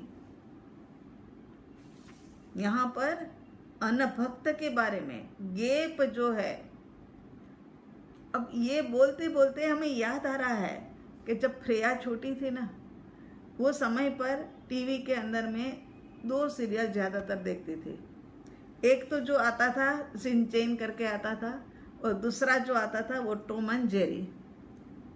टॉम जो है वो चूहा था, जेरी जो है ना वो बिल्ली थी। चूहा को खाने के लिए बिल्ली भागती है उसके पीछे, चूहा भी भागता है, बिल्ली उसके पीछे, चूहा आगे, कभी यहाँ कभी वहाँ, ऐसे भागते भागते आखिरकार चूहा जो है ना वो अलमारी के ऊपर चढ़ करके बैठ जाता है। अलमारी के ऊपर चढ़ करके बैठ जाता है, और झेरी जो है ना वो देखते हुए ही रह जाती है, क्योंकि झेरी जो बिल्ली है वो वहां तक पहुंच नहीं सकती। चूहा छोटा है लेकिन उनकी दशा जो है ना वो बहुत ऊंची है। बिल्ली बड़ी है लेकिन उनकी दशा जो है ना वो नीची है। इसी प्रकार से गृहस्थ आश्रम या संन्यास आश्रम के अंदर में विषय विकार जब झपटा मारने के लिए आ जाए तब हमारी दशा ऊंची होनी चाहिए। जीवन के अंदर में एक ऐसी मस्ती होनी चाहिए, ऐसी मस्ती होनी चाहिए हर समय के लिए। प्रभु मैं हूँ आनंद, आनंद ही मैं हूँ, आनंद के सिवा और कुछ ना हूँ। मुझे मेरी मस्ती कहाँ लेके आई, मुझे मेरी मस्ती कहाँ लेके आई। ऐसी बात है ये, ऐसी मस्ती, ऐसा आनंद जीवन के अंदर में। लेकिन ऐसा आनंद और ऐसी मस्ती किनके जीवन में आती है? जिनकी दशा ऊंची होती है, जिन्होंने जीवन के अंदर में साफ सुथरा जीवन जिया है, कहीं धोखा नहीं, कहीं कपट नहीं, कहीं झूठ नहीं, कहीं चोरी नहीं। क्योंकि ये सब काम जिन्होंने किया है ना, उनके भीतर तो ये एक डंक पड़ा ही हुआ है। वो जो घाव बन गया है ना, वो उनको पीड़ा देता रहता है। आनंद के लिए, शांति के लिए, मस्ती के लिए, खुमारी के लिए जीवन जीना है तो फिर हमें ये काम तो करना ही पड़ेगा कि जो जीवन अच्छा जिएगा ना, उनकी मौत बढ़िया आती है, और जिनकी मृत्यु बढ़िया है ना, वही व्यक्ति का परभव भी बढ़िया है। परभव में भी उनको सद्गति मिलती है। तो यहाँ उदास नहीं, उदास अनभक्त थी। अनभक्त की बात भी जानी कि करने में और कहने में जो गैप है, वो गैप कम करते जाना पड़ेगा। प्रभु यदि नहीं है, ये गैप है, तो फिर ये हमें नहीं रहने देना है, तो हमें धीरे धीरे धीरे पुरुषार्थ तो करना पड़ेगा ना, जागरूक तो रहना पड़ेगा ना कि यहाँ ये शब्दों की जरूरत नहीं थी तो मैंने क्यों बोल दिया, यहाँ ये मुझे देखने की जरूरत नहीं थी तो मैंने क्यों देख लिया। तो यहाँ ये गैप को हमने पूरी तरीके से खत्म कर देना है, और तब जा कर के हमारी दशा ऊंची। जैसे चूहा छोटा सा है लेकिन उनकी दशा अलमारी के ऊपर बैठ गया तो बच गया। और फिर बिल्ली को कह सकता है वो कि आ जाओ ऊपर। हम भी कर्मों को कह सकते हैं कि आओ उदय में, आओ तुम जो उदय में आना चाहते हो तो आओ। मेरे सद्गुरु भगवंत आचार्य भगवंत यही कहते हैं कि भीतर के अंदर में ध्यान हो और बाहर के अंदर में भेद विज्ञान हो। यही कहते हैं। टाइम काफी होता जा रहा है और बातें तो करने के लिए ऐसा होता है कि ये भी बता देवे। एक बात कर लेते हैं कि हिंदू धर्म के अंदर में हिंदू इतिहास की ओर एक नज़र डालते हैं। रामानंद सागर की रामायण में रामचंद्र जी सबको कहे जा रहे हैं कि मेरी सीता कहीं खो गई है, मेरी सीता को ढूंढ करके ले आओ। हनुमान जी तो रामचंद्र जी के परम सेवक, अत्यंत बलवान। रामचंद्र जी ने कहा ये कार्य बहुत ही मुश्किल है। सीता को ढूंढते ढूंढते लंबा समय हो गया लेकिन सीता कहीं से मिल नहीं रही है। और हनुमान जी ये कार्य तो आप कर सकते हो, आपके पास कई प्रकार की विद्या है, कई प्रकार की कला है और ये मुश्किल कठिन काम को करने के लिए आपको ही जाना पड़ेगा। हनुमान जी ने सोचा ये कार्य मेरे को दिया गया, एक अहंकार का भाव आया और वही समय पर फौरन निकल जाते हैं कि सीता जी को ढूंढने के लिए मैं निकल जाऊं। जब जाते हैं उनके पास तो कई प्रकार की विद्याएं थे और जाते हैं आकाश के अंदर में आगे आगे आगे बढ़ते जा रहे। इतने में एक बहुत बड़ा समुद्र आया। ये मेरा ख्याल रामायण में भी है, जो टेलीविज़न में आई थी ना उसमें भी, और ग्रंथों में तो है ही है। और एक बहुत बड़ा समुद्र आता है, वो समुद्र के अंदर में डूब जाते हैं। कला थी उनके पास और वो छलांग लगा करके बाहर पे निकल जाते हैं। अवलोकन करते हैं ऐसा क्यों हुआ, कैसे, कहाँ मेरी गलती हो गई।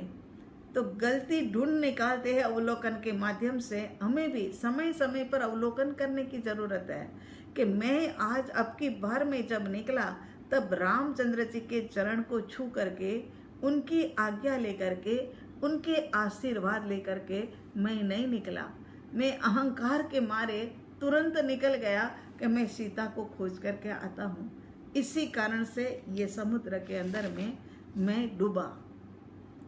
फिर वापस जाते हैं रामचंद्र जी के पास, उनके चरणों के अंदर में लेट करके अच्छे तरीके से साष्टांग प्रणाम करते हुए उनकी आज्ञा अंगीकार करते हैं, उनके आशीर्वाद लेते हैं और फिर निकलते हैं। आगे जाते हैं, लंका के करीब करीब पहुंचने लग गए। आप सब जानते हो कि लंका जो है वो सोने की नगरी है। सोने की नगरी के अंदर में तो देखा तो आह, सोने के पहाड़, ऊंचे ऊंचे पहाड़, और पहाड़ के नीचे में जो देखा जाए तो आह, इतने सुंदर उद्यान, बाग बगीचे कभी नहीं देखा था। ऐसे पत्ते हरे हरे, मगर हरा रंग, मगर अलग ही तरीके का। ओहो देखो ये फूल तरह तरह के। चलो यहाँ तो थोड़ी देर विश्राम कर लेते हैं। लेकिन याद आता है कि रामचंद्र जी ने मुझे कार्य करने के लिए भेजा है, विश्राम के लिए नहीं भेजा है। इसी प्रकार से हमको भी राम ने किसी कार्य करने के लिए भेजा है, विश्राम के लिए नहीं भेजा है। हमें याद रखना होगा, अगर विश्राम करने जाएंगे तो प्रमाद हो जाएगा। अब आगे बढ़ते हैं, वहां से बाग बगीचे से भी आगे की दिशा में बढ़ते हैं। तो आगे एक अजगर, बहुत ही बड़ा अजगर, इतना बड़ा मुंह खोल करके बैठा है और इनके पास तो रूप परावर्तन की शक्ति भी थी। वो अपना रूप बड़ा बड़ा बड़ा बड़ा बड़ा करते ही गए। उतना ही बड़ा मुंह वो जो है ना अजगर, वो भी अपना खोलता गया। इतना मुंह जबरदस्त खोला कि चाहे कितना ही बड़ा स्वरूप लेते हुए भी हनुमान जी मतलब उससे बच नहीं पा रहे थे। वही समय ये याद आया कि अरे मैं ये क्या कर रहा हूँ, मेरे पास तो सूक्ष्म होने की कला भी है, तो मैं एकदम सूक्ष्म हो जाऊं। और वही समय पर बिल्कुल सूक्ष्म हो जाते हैं। सूक्ष्म होकर के कभी इधर से इधर, कभी इधर से इधर, और वो अजगर के मुंह में आ ही नहीं पा रहे हैं। कभी कभी इधर गए, कभी इधर गए, उसी के अंदर में वो अजगर, और आगे जाकर के वो उनकी पकड़ में ही नहीं आए। ऐसे ही हमें भी विषय कसाए सताए, परिस्थितियां प्रतिकूल हो जाए, तब भी सूक्ष्म रूप ही धारण करके देखना है कि ये जो विषय कसाय है उसको भी सूक्ष्म करो। प्रतिकूलता है, संकट है, ये सब कुछ है ना, वो तो बहुत ही थोड़े है। ये थोड़े में ही मेरा काम निपट गया है। मैं नालायक ठहरा, मुझे तो इससे भी बड़ी प्रतिकूलताएं आनी चाहिए थी, लेकिन नहीं आई है। तो फिर ये यहाँ पर परिस्थिति प्रतिकूल आए, तब भी जाकर के छोटा रूप करके ही उसे देखो। संकल्प विकल्प आदि को भी सूक्ष्म करके देखो। ये बात यहाँ पर हमें ध्यान में रखने की है। वो बहुत ही बड़ा बड़ा होते जा रहे तो बच नहीं पा रहे थे, मगर सूक्ष्म होकर के बच गए। प्रतिकूलता आती है, वो समय पर हम अगर प्रतिकूलता को बड़ा मानेंगे तो हमारा काम नहीं जल्दी से बनने वाला। छोटी मानेंगे तो हवा का एक झोंका आएगा। हवा क्या काम करती है? छोटी जो अग्नि होती है ना, उसको तो तुरंत बुझा देती है। लेकिन जो अग्नि बड़ी होती है ना, हम प्रतिकूलता छोटी है मगर बड़ा रूप मान करके बैठ जाते हैं ना, तो हवा का झोंका आता है ना, वो और भी बड़ी बड़ी अग्नि कर देती है। उसमें अग्नि को फैलाने का और अग्नि को बुझाने का दोनों तरह का सामर्थ्य हवा के अंदर में है। तो हमें भी ये याद रखना होगा। अब आगे बढ़ते हैं हनुमान जी, हमें ये बोध दिए जा रहे हैं। हाँ, आगे बढ़ते हैं तो एक राक्षसी ईर्षा का प्रतीक है। जैसे जैसे वो आगे बढ़ते जा रहे हैं, राक्षसी उसका मार्ग अवरुद्ध करती जा रही है। लेकिन बड़े से छोटा रूप धारण करने की विद्या तो रामचंद्र जी से ही पाई थी। ऐसे ही हम भी आगे बढ़ेंगे, वैसे वैसे ईर्षा रूपी राक्षसी हमारे सामने आती जाएगी। कई लोग ईर्षा करने वाले मिल जाएंगे। जो फर्स्ट सर्कल वाले होते हैं ना, वो सबसे ज्यादा ईर्षा करते हैं। उसके बाद के इनर सर्कल वाले जो होते हैं ना, वो कर्म का बंध सबसे ज्यादा कराते हैं। वो समय पर हमें जागृति रखनी होगी। वो समय पर हमें गुरु कृपा के ऊपर, गुरु के ऊपर पूरी श्रद्धा रखनी होगी। तो ये ईर्षा रूपी राक्षसी जो है ना, वो हमारा कुछ भी बिगाड़ नहीं सकती है।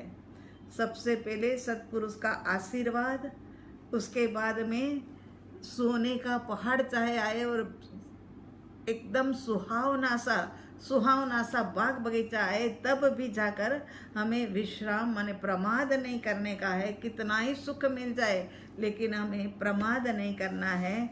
अजगर आ जाए तो उनके सामने भी विषय कसाई रूपी अजगर आ जाए, परिस्थितियों की प्रतिकूलता रूप अजगर आ जाए, तब भी हमें सूक्ष्म होकर के ही उससे बचना है। उसके बाद में राक्षसी आ जाए, ईर्ष्या करने लग जाए, तब भी हमें सद्गुरु की कृपा और उनके ऊपर की पूरी श्रद्धा रख करके आगे बढ़ना है।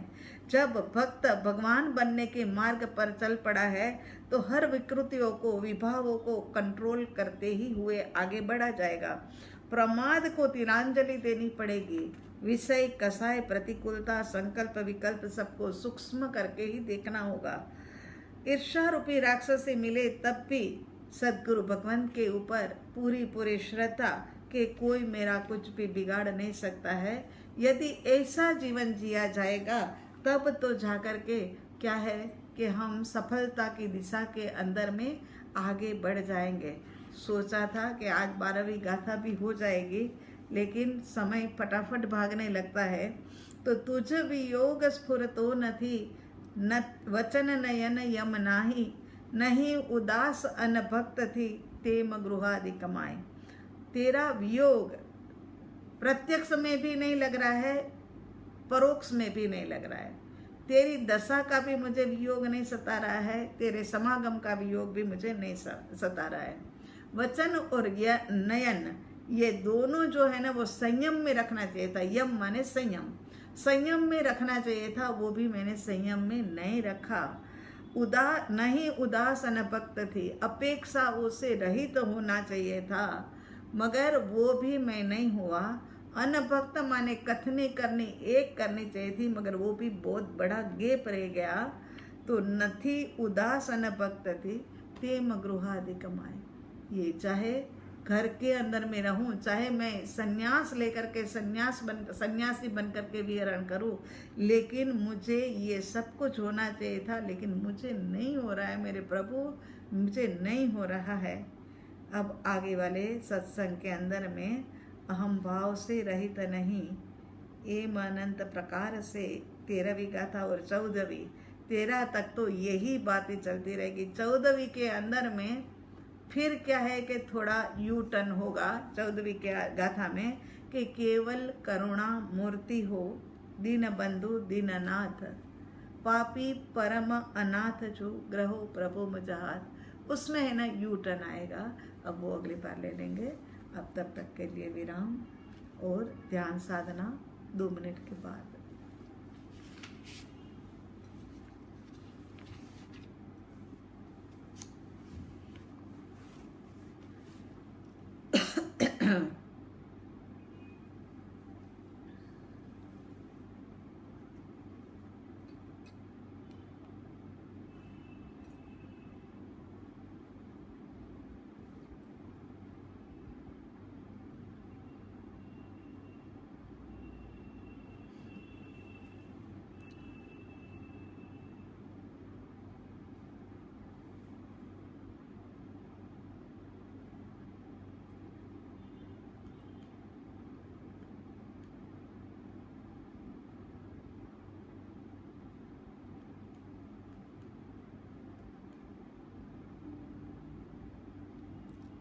शांत और स्थिर भाव में, शांत और स्थिर भाव में आते जाइए।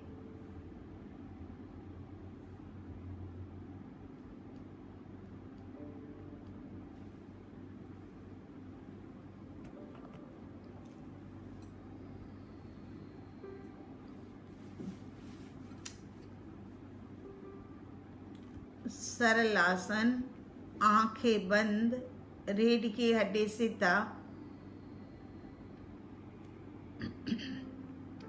देव गुरु की आज्ञा लेकर के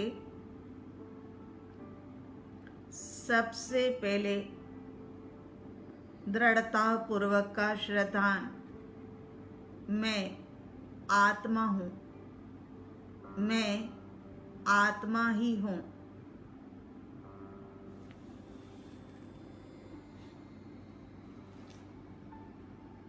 चाहे माने न माने, लेकिन वर्तमान समय के अंदर संपूर्ण सृष्टि से मैं अलग और जुदा हूँ।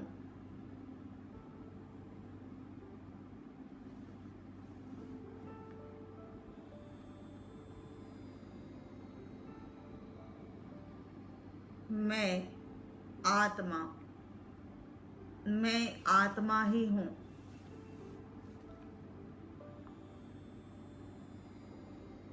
दृढ़ता पूर्वक का निर्णय होने के बाद अनुभव करने के लिए भीतर की गहराई में जाना होगा। उससे पहले बाहर के अंदर में पड़ी हुई सारी ऊर्जा को समेट लिया जाए।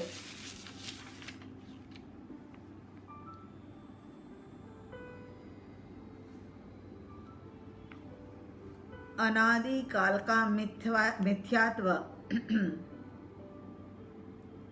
तोड़ना होगा। यदि मोक्ष जाना है तो, अनंत काल के परिभ्रमण को रोकना है तो, अनंत दुखों से छुटकारा पाना है तो, मिथ्यात्व के कारण से ही परिभ्रमण है, मिथ्यात्व के कारण से ही सारे पाप है। प्रत्येक श्वास के अंदर में जागृति रखनी होगी। यहाँ वर्तमान समय के अंदर हम आत्मा की ऊर्जा जो बाहर के अंदर में मिथ्यात्व के कारण से बिखर रही है, उसको समेट लेते हैं। सारी ऊर्जा चारों दिशाओं से देह, व्यक्ति, वस्तु, परिस्थिति, पदार्थ, स्थान से जहाँ जहाँ ममत्व है वहाँ वहाँ से ऊर्जा को एकत्रित कर लीजिए। ऐसा क्या है कि व्यक्ति, वस्तु के मोह के कारण से मैं अनंत काल से भटक रहा हूँ। जहाँ जहाँ मोहनीय कर्म प्रबल हो गया हो, वहाँ से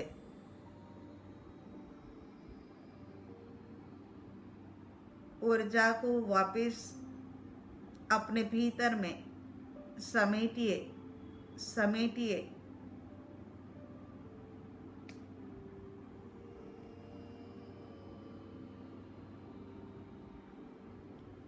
मैं आत्मा, बाहर से सारी ऊर्जा भीतर भीतर में देह के भीतर आ गई है। मन, वचन, काया शांत और स्थिर हो जाए।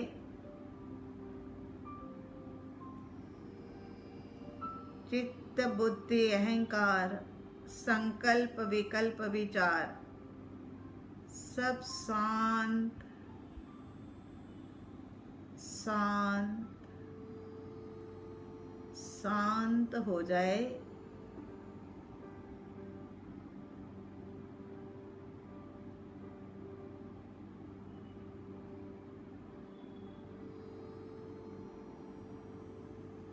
आत्मा की मूल्यवान ऊर्जा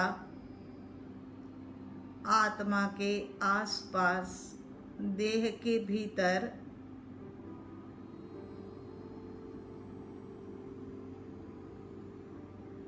कुछ समय के लिए संसार से नाता तोड़ा है, क्योंकि स्वयं से नाता जोड़ना है। जब संसार से नाता टूटता है तो हमारी ऊर्जा व्यर्थ नहीं जाती, भीतर भीतर में आत्मा के अनुभव की ओर ले जाती है। मन आदि सब शांत शांत और स्थिर हो गए हैं। 15 सेकंड के लिए अनुभव करिए एक गहरी शांति का। ये मन आदि जो शांत हो गए हैं, उसकी शांति का अनुभव 15 सेकंड।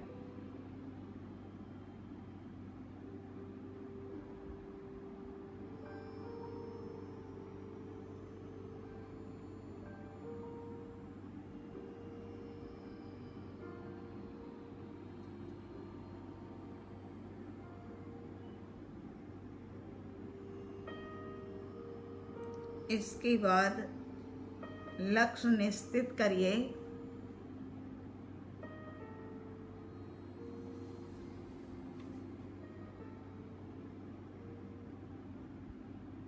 तीन बार दोहराते हुए सिद्धा सिद्धि मम दिसंतो। हे प्रभु, मुझे सिद्ध और बुद्ध होना है, यही मेरा लक्ष्य है।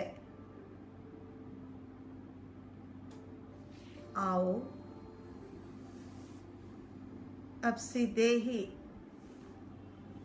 स्वरूप स्थिति के ऊपर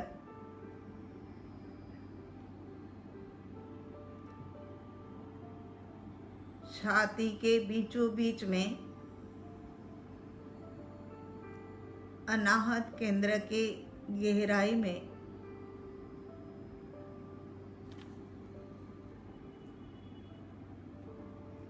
गहरे गहरे गहरे भीतर भीतर भीतर चले जाइए। उपयोग भीतर में ज्ञान दर्शन रूपी चक्षु के माध्यम से अनंत ज्ञान अनंत दर्शन रूपी चक्षु के माध्यम से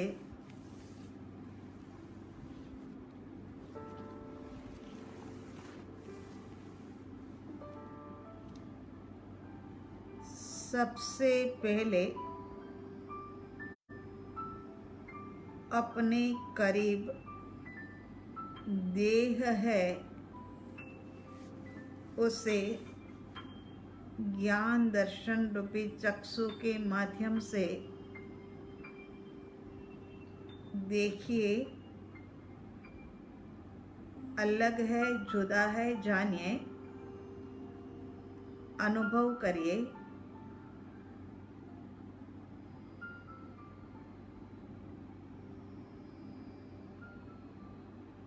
ये चक्षु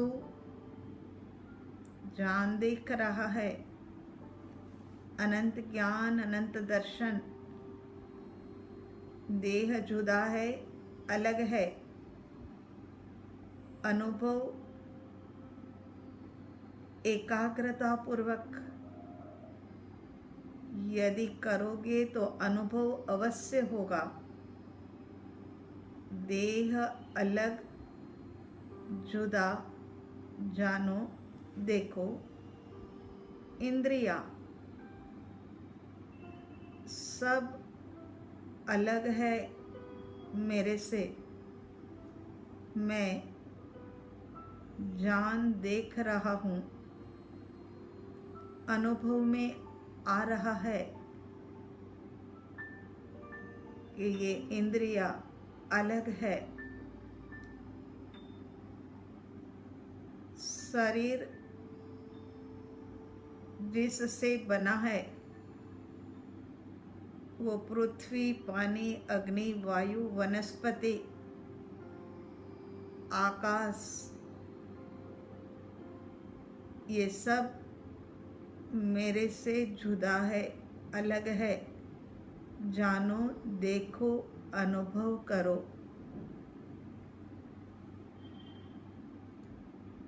रक्त, मांस, हड्डी सब अलग जुदा।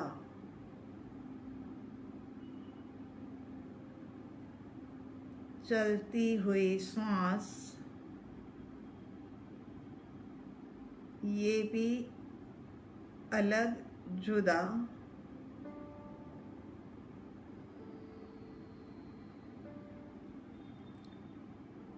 गहरी सूक्ष्मता पूर्वक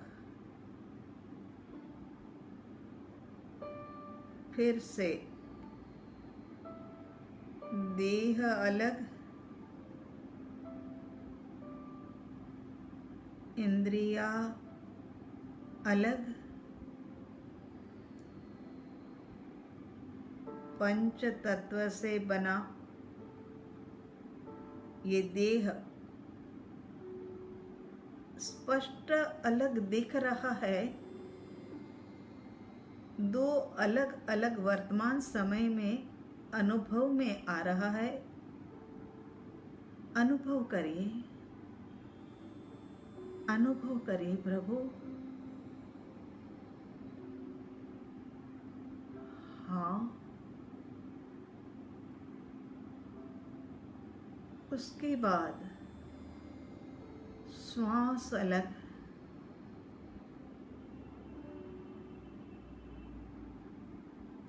ज्ञान दर्शन रूपी दिव्य चक्षु से आज सारा आर पार कर देना है।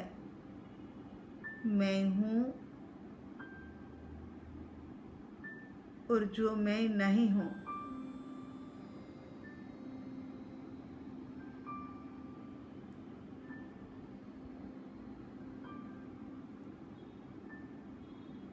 इसके बाद सूक्ष्म संकल्प विकल्प उठ रहे हैं, उसे भी मैं ध्यान देख रहा हूँ।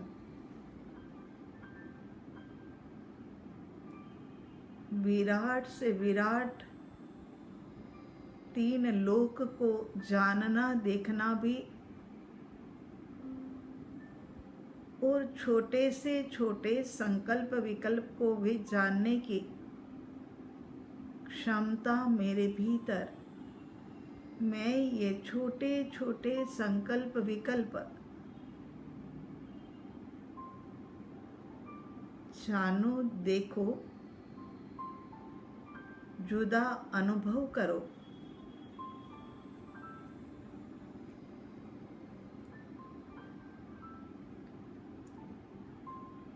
इसके बाद मन मनोवर्गणा के पुद्गल से बना है, वो अलग है, जुदा है। उसको अलग जुदा समझो, जानो, देखो। मैं ध्रुव आत्मा कोई पुद्गल से बना हुआ नहीं। मैं स्फटिक की तरह पूर्ण शुद्ध मनोवर्गणा, देह वर्गणा, ये अनंत पुद्गलों से बना हुआ अलग जानो, देखो, अलग है। कुछ करना नहीं है, तैयार है। केवल आपका पुण्य आपको ये सूचित करवा रहा है कि अलग है दोनों।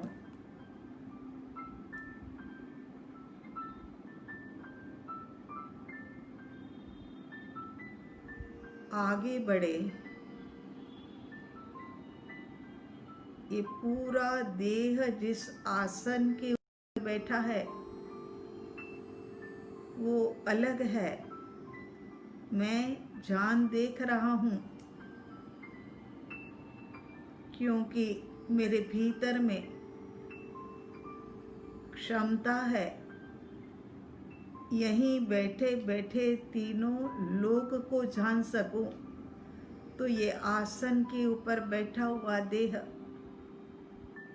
और जो देह जिस कमरे में बैठा है वो कमरा भी अलग और जुदा है। मैं जान देख रहा हूँ। कमरे के भीतर में संख्यात असंख्यात वस्तुएं पड़ी है, वो भी मेरे से जुदा अलग, मेरे को टच भी नहीं कर पाती है वो।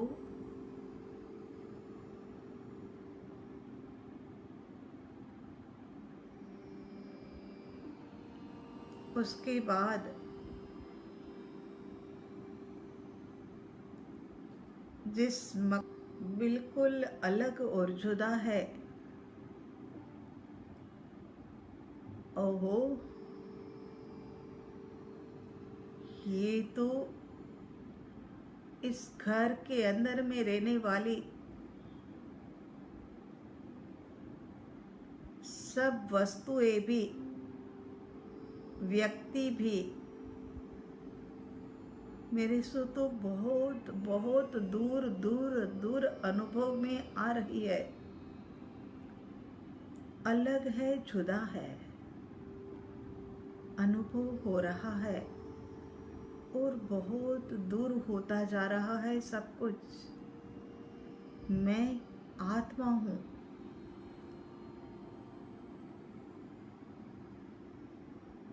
त्रिकाली ध्रुव चैतन्य स्वभावी भगवान आत्मा।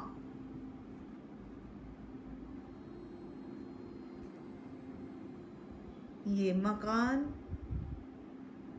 जिस मोहल्ले में है वो मोहल्ले से मैं अलग जुदा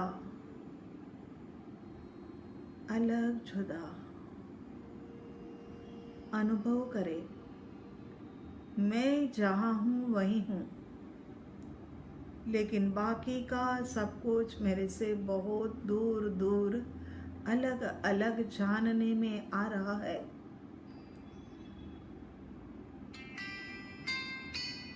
इसी प्रकार से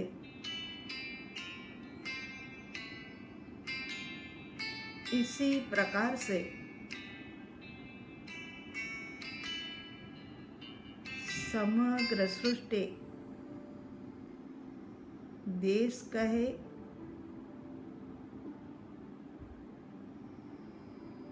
काल कहे,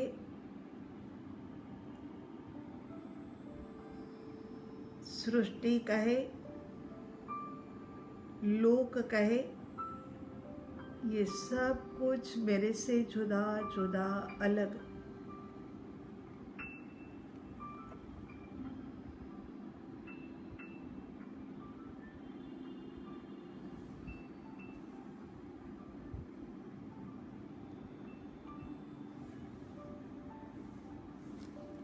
ये लोग अलग जुदा,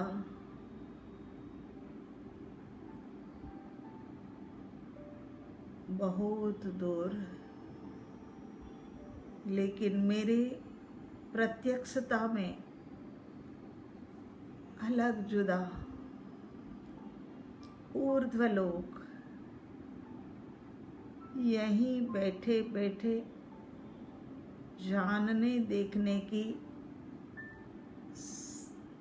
शक्ति रखने वाला मैं आत्मा, ऊर्ध्वलोक अलग दूर सुदूर जुदा अनुभव कर रहा हूँ।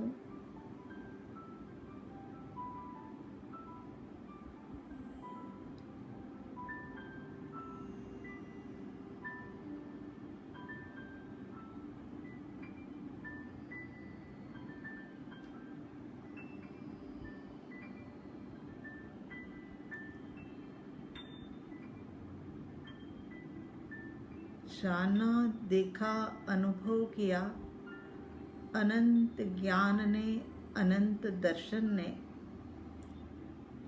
अब ऊर्ध्वलोक, वह भी मेरे से अलग जुदा।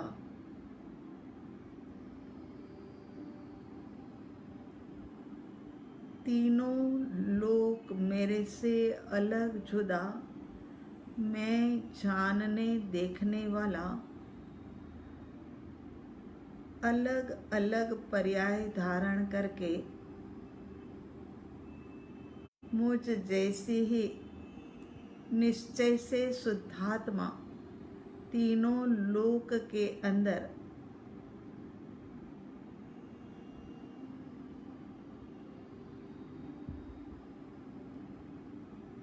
मैं आत्मा सबको अलग जुदा जाना, देखा, अनुभव किया। अब आ जाइए उपयोग को, ज्ञान उपयोग और दर्शन उपयोग को सिमट करके स्वरूप स्थिति के ऊपर तीन काल, तीन लोक के अंदर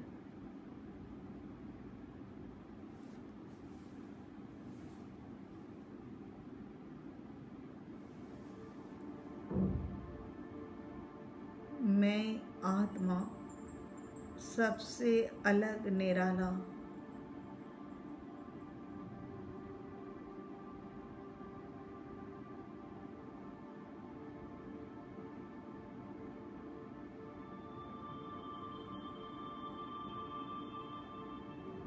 कहाँ पर इसी देह के भीतर विद्यमान आत्मा स्वरूप स्थिति की गहराई में पहुंच जाइए। स्वस्थान के ऊपर कर्मों का भुगतान करने के लिए देह धारण किया है, इंद्रियों की पुष्टि के लिए नहीं, बस कर्म का क्षय प्रति श्वास में करते जाए, प्रति क्षण निर्जरा की ओर आगे बढ़े और प्रचुर मात्रा में कर्मों की निर्जरा तो समाधि भाव में होती है। ध्यान साधना के माध्यम से समाधि भाव में गहरे में ही उपयोग है। मैं आत्मा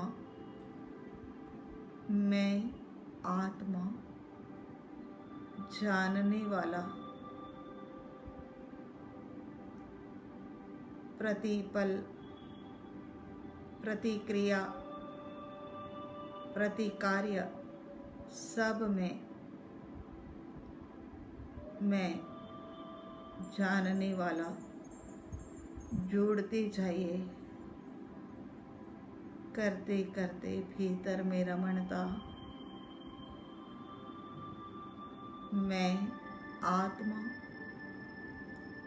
आत्मा हूँ, केवल आत्मा, नजारा जाना देखा सब अलग अलग, श्वास भी बहुत दूर, देह भी बहुत दूर, मैं केवल एकमात्र आत्मा, अकेला।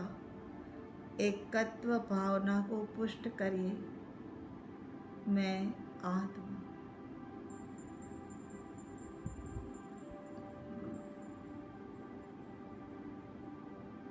कुछ मिनटों के लिए समाधि में स्थित हो जाइए। केवल मैं आत्मा।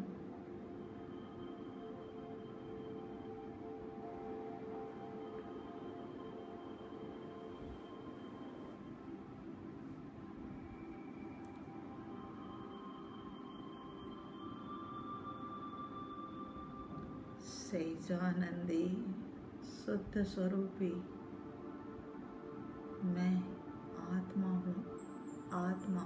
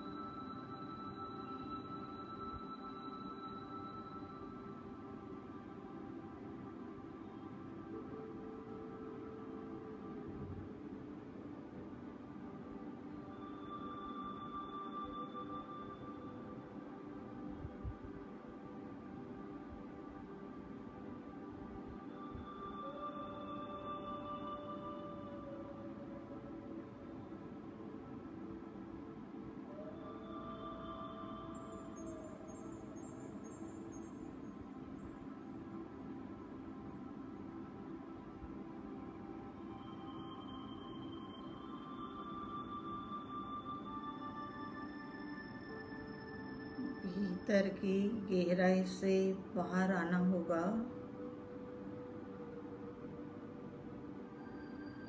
मैं आत्मा मैं आत्मा, शुद्ध आत्मा, जानने देखने वाली आत्मा, मैं श्वासों श्वास को दूर सुदूर जान देख रहा हूँ। श्वासों श्वास के ऊपर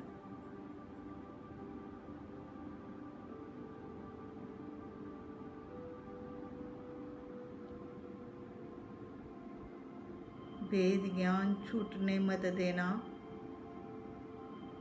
श्वास हमने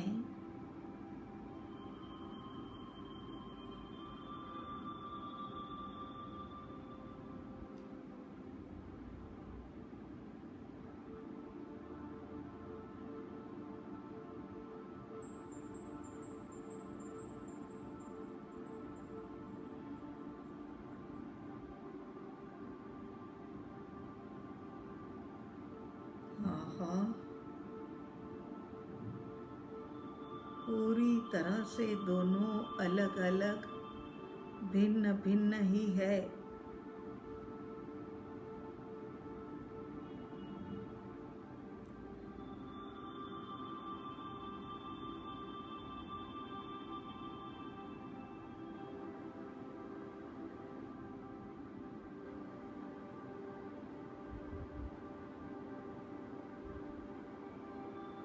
समापन की ओर आगे बढ़ते हैं।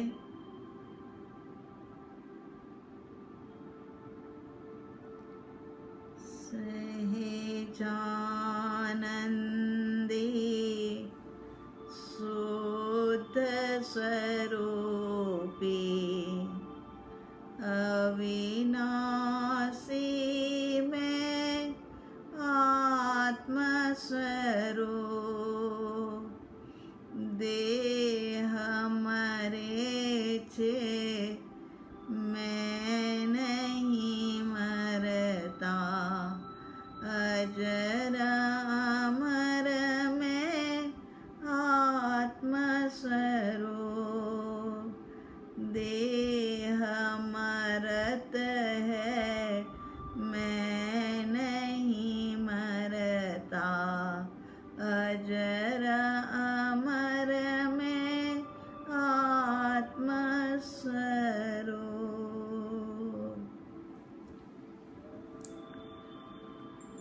दोनों हथेलियां अपने सन्मुख मस्तक को झुका दीजिए। देवादिदेव अरिहंत परमात्मा श्री सिमंदर स्वामी भगवान आदि धर्म गुरु भगवंत आदि के श्री चरणों में अनंत अनंत वंदन नमन करने के पश्चात, हे प्रभु, आपके जैसी दशा प्राप्त करने के लिए जल्द से जल्द पुरुषार्थ उठे और आपके जैसी ही दशा प्राप्त करे। 84 लाख जीवायोनि के जीव असमाधि के अंदर में पड़े हैं, उन सबको शांति मिले, समाधि मिले, उन सबका मंगल हो, उन सबका कल्याण हो।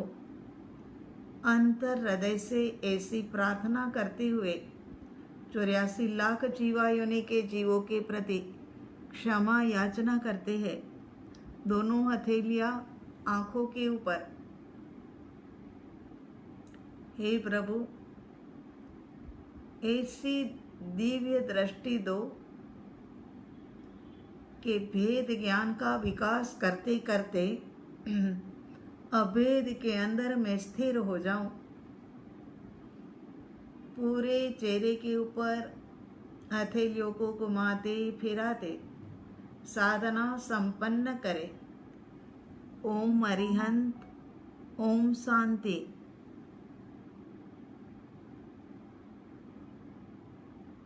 साधना संपन्न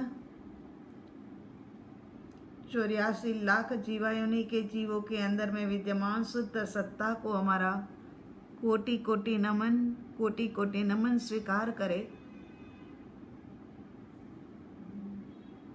उसी के साथ में मंगल पाठ। सर्व मंगल मांगल्यम सर्व कल्याण कारणम प्रधानम सर्वधर्मानां जैनम जयति शासनम जैनम जयत शासनम। शांति शांति सर्वत्र शांति। आप सबको जय जिनेंद्र कहते हुए ये सत्र यहाँ पर संपन्न हो रहा है। मिच्छामि दुक्कडम।